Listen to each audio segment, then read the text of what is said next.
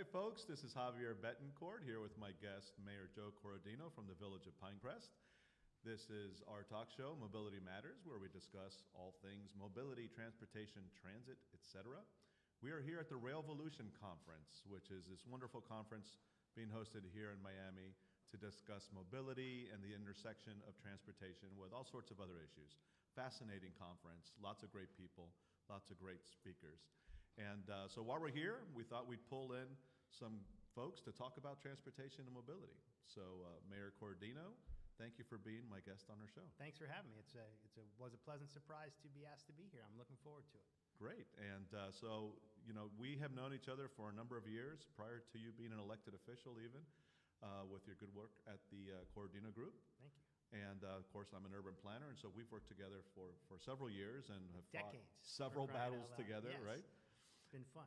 Yeah, and it's even more fun now that you're mayor, representing the village of Pinecrest and on all the great things that you're doing there. So before we get into that, though, tell us a little bit about yourself, you know, what you do for a living, what your background is, how you got to this point in your life.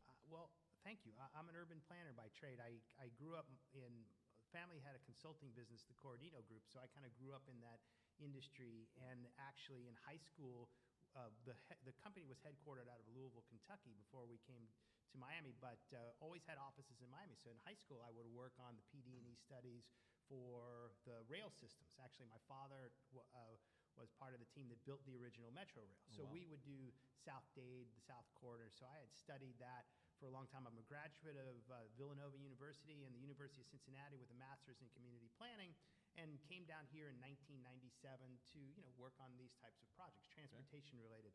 I became, because all the good jobs were taken, a municipal expert. So I got to work with cities, and they are different than larger government and bigger bureaucracies that are more. Every city's different. So I learned that, and I eventually said, I can make as bad decisions as these guys up here do. And so I ran for office and have been elected in Pinecrest since 2006. So I'm on my second term as mayor. I've got 4 years to go. And so my real job is as a planner for the Corradino Group, and we go around the country setting policy, implementing policy for local and state governments. And so it's a natural fit. Not many urban planners are elected at all, particularly at the municipal level. So I think it's kind of a different perspective to the typical lawyer or someone that does this stuff. I would agree, actually. I've always thought that more urban planners should become elected, right? I think we bring something unique to the conversation. And I guess they call us planner advocates, right? Yeah, right. Yeah. Well, you know what? In our careers, what we do is work with local government as consultants or in local government as staff to help the elected bodies set and implement policy. Mm-hmm. So why not? Why not be a policymaker? I mean, we take that next step. Yeah, we have the technical background for it. Right. So I think our communities would be better off with more planners doing this stuff. Well, I think it's fantastic, and you're leading the way, so thank you. Yeah, we're working hard. So tell us about the village of Pinecrest, for those who don't know anything about it. The village of Pinecrest, about 18,000 people at the very beginning of northern end of South Dade, 88th Street to 136th Street, bounded by US 1 and 57th Avenue, newly incorporated in 1996. And the most proud thing I think we've done in Pinecrest is make it a place. From a random neighborhood in Miami-Dade County, which at that point had like 5 cities, and now there's 34 cities.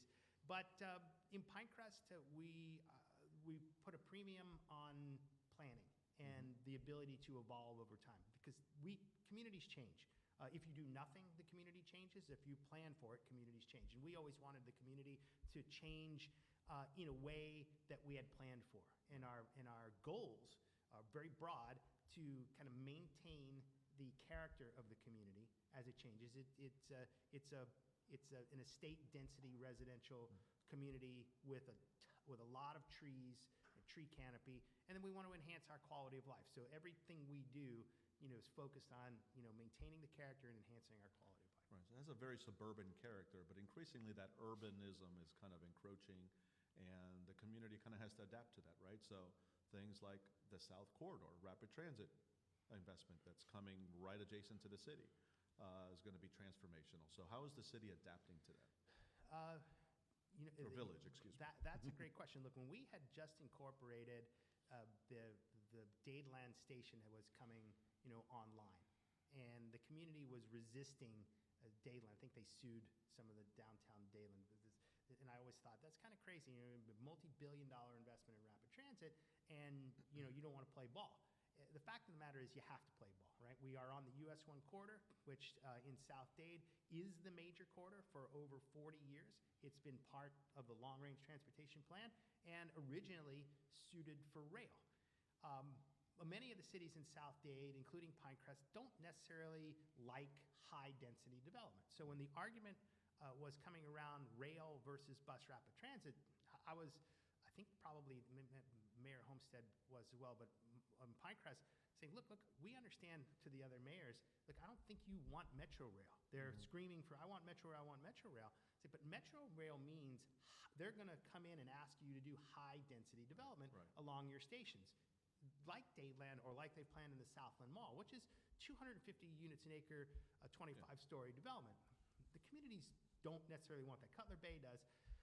In Pinecrest, we said, no, look, we'll take the bus route. We think BRT is the way to go because to satisfy the ridership needs for bus rapid transit, it's significantly less intensity than we would be asked to put on anyway. And a more reachable goal, right? BRT is, much cheaper, much easier to... You don't need 250 units an acre, right? You can get away with much less than that, which is more in line with the character of Pinecrest. So when the BRT was approved and finally the construction started, Pinecrest, we started an exercise to revision our US 1 corridor. And so I'm proud to say that after a couple years of working on that, we've been able to go through the first reading of some rezoning around the two transit stations at 136th and 104th to satisfy the needs that the BRT will have. So we are doing our part, and so not without controversy, but we're doing our part. No change is ever without controversy, right? That's true. When we talk about rezoning, what are we really looking at? We're not talking about 40-story buildings, it's not Brickell. What do you think we're talking about? Well, the county did their rapid transit zone work, which is being implemented on all the unincorporated areas. But we worked with Miami-Dade County Commissioner Gilbert to modify that for the municipalities. And we collaboratively did a great job. I'm glad it worked out the way it did. He's a tremendous leader. And they ultimately gave the cities the flexibility. Okay. Now they said, hey, here's some flexibility, but you got to do something. If not, you may go back under the county envelope. Nobody wants to do that. We want to maintain our own land use. So in Pinecrest, we put a citizens committee together of technical professionals in the field, and they're from Pinecrest. And what they said was, you can attain the ridership, the intensity need, if you transition to a mixed use. And you don't necessarily have to go taller. And I'm a planner, so height doesn't scare me, and height's not density. But you don't have to be taller than your 4 stories. Scares a lot of people. It does. It freaks people out. Yeah. And I understand that. But you don't have to be taller than 4 stories to develop really high-quality, mixed-use commercial residential. Change your urban design, those types of things.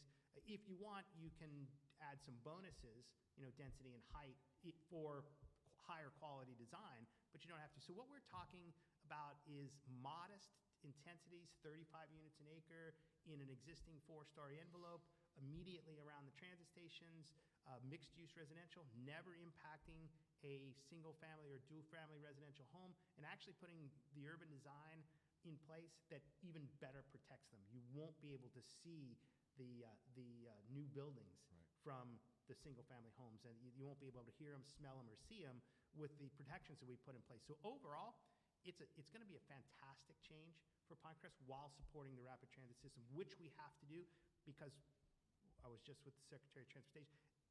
There's not really a lot of room to expand roads. Yeah. And the county policy is now all transit. So, and yet we continue to grow. So and we're growing at a crazy pace. Yeah.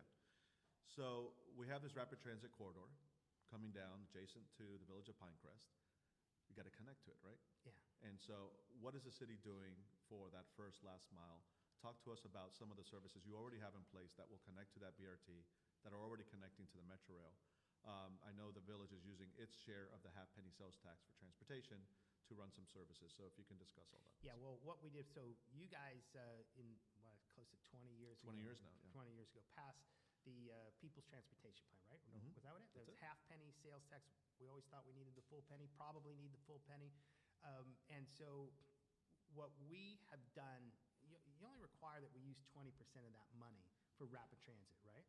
Correct. So 20% of the funds go to the cities. The cities have to use 20% of their That. allocation for transit. We're trying to increase our share ever so much every year, but a lot of that was predicated on actually having a planned transit system. Because we sit there in Pinecrest and we talk for decade after decade about rapid transit, and it never happened. Now it's real. It's coming. It's under construction. So we have the Pinecrest People Mover, which is funded through the CITT, and we use that. That circulates mainly around our schools, but a little bit to the transit stations. And we use money from the TPO to help fund the freebie system, which is a pilot program where we're able to try to get people in what used to be a golf cart. Now it's a Tesla to and from the transit stations, first and last mile stuff. And what we wanted to do was really get people used to getting out of your car and going to the transit stations. And now the good part about it is that the transit stations are under construction. Right. So we'll double down on that as those things open up in the next year or so and see how it works. We really don't have a choice. We have to get people out of their cars and to the transit stations. And those who don't want to, be like me today and spend an hour on the road from Pinecrest to downtown and be irritated. It's only gonna get worse. Those who do will go to the transit station and be here in 20 minutes. Yeah. So it's your choice.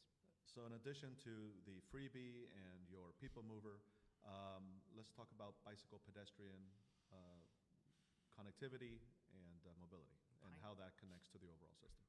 Pinecrest is unique in a handful of ways. We're on a grid in Miami-Dade County, and Pinecrest grid generally is connected, meaning that the roads go through, based on the section line, half section line roads, 57, 67, 77, those types of things. There's no blockages in Pinecrest until you get to US 1. US 1 blocks everything, right? Up and down from Homestead to Miami, and that's where you see the blockages. So unlike Palmetto Bay that's fractured by canals or Cutler Bay with windy roads, our traffic flows as well as it possibly could. But we also acknowledge that we need to, there's not much we can do. We're not widening the roads. Maybe there's some improvements you can do at the intersections, but after all the years, that's pretty much been done. So, mobility. How do you, the first and last mile, connect the bicycle system to the transit stations? I envision building on the Miami-Dade County bicycle pedestrian grid where we have the M-Path that goes from all the way downtown, the underline. It's called the underline now. The underline, all the way down to Homestead. Right. You've got the old Cutler Trail that goes down 57th Avenue to Black Point, which connects with Black Creek Trail, those types of things.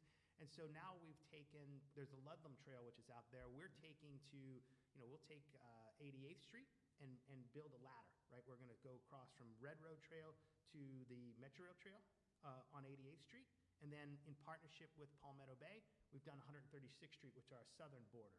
And so you've connected now those two bicycle facilities. So then we start to fill in that grid potentially on 67th Avenue, maybe potentially across 112th, so that everybody will be close to a multi-use path. And we have traffic calming issues that we have. We try to do that, but we don't want to go crazy with traffic calming because traffic calming tends to make traffic worse. Where you need it, where you have cut-through traffic or speeds, we can do it, but we want to kind of lay low on that. It's not productive. So let's talk about the Corradino Group for a second. Okay. What are some of the exciting things you're working on? Who are some of your clients that you'd Wow. like to chat about? Yeah, well, great. The Corradino Group does a lot of stuff, about 200 people across the country, and we'll do everything from municipal policy planning, comprehensive plans, zoning codes, to roadway design, airports planning, water and sewer, and then like CEI, construction management inspection, where you're really the inspector for a big state road project. Some of the things that we're working on now are a lot of zoning code issues. Interesting, I don't know where all the planners went, but I guess we scared them out of the community somehow. They went to Portland. They went to somewhere because they're not around Miami-Dade County. So a lot of our work is now working with municipalities as either directors or staff to help process the incoming development applications. So it worked out for you. Yeah, it's pretty cool. I can't find anybody to help, but so we just work 70 hours a week. Then rewriting some zoning codes and cleaning up comp plans and those types of things, and then working with the TPOs and state agencies to do the land use planning around transportation, because land use and transportation are inextricably linked. And for decades around here, we just planned transit lines with no land use around it. right? And with no people around it, then you can't get your transit line funded. So we've been working on one of the great jobs I've got is City of Homestead. I'm actually their development services director. And if you know, City of Homestead had gone from 20,000 people maybe 15 years ago to 80,000 now. It was one of the fastest growing cities in the state, and it's just a thrill to work in that environment with a bunch of bright people, elected and staff to manage this kind of rocket ship of a city as it goes forward and not screw up the whole damn thing.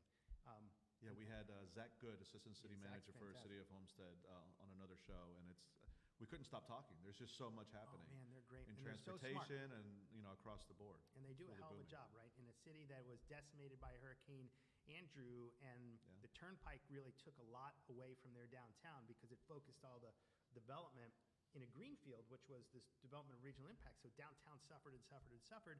And these guys, under Jerry Estrada, the current manager, the former manager, George Gretches, actually are building a downtown. And in 25, 30 years, nobody thought it was possible. Another cool job I'm doing is actually working with the town of Palm Beach, Okay. rewriting their zoning code. And if you've ever been to Palm Beach, it is unique as any place could be. I mean, the affluence is makes Pinecrest look like Sure.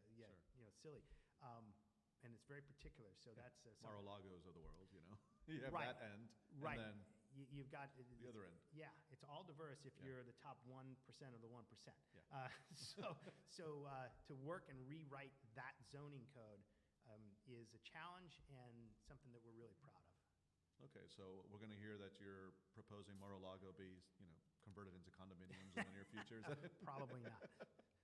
Probably not going to happen. I'll leave you at I'll that. ask the Is there former. anything else you'd like to share, folks, before we bring this to an end?